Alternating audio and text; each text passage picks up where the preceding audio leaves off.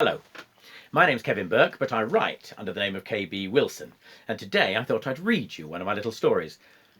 It's called Changeling, and well, hope you like it. Evie, love, come and look at these little doors. Aren't they just adorable? Encouraged by her mother's enthusiasm, the little girl squatted on her haunches and gazed at the door. It was indeed a work of art. Sage green with bright brass fittings and a wonky little sign proclaiming "Beware, fairies within" in a quirky Comic Sans style font. Evie traced the contours of the door with her finger. Even the tiny little letterbox was in perfect proportion, and it flipped open as she leant against it.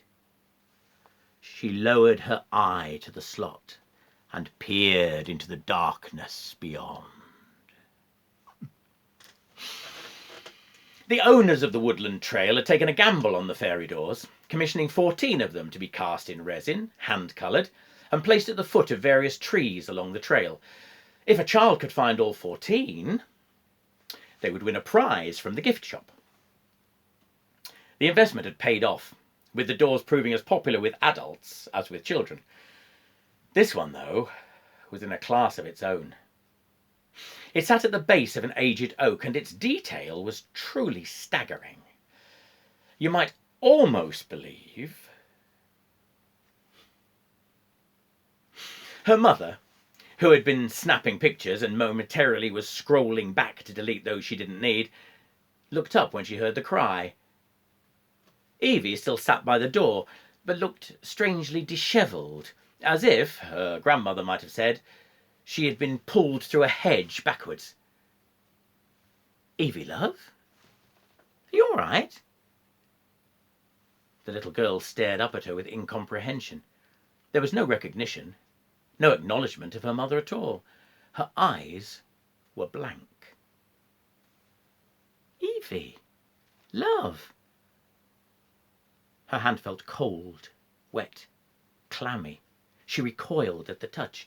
"Evie, sweetheart, whatever's the matter?" Scooping the little girl up, she sped headlong down the path, screaming for help as she ran. Maybe she'd been bitten, yes, bitten by a snake.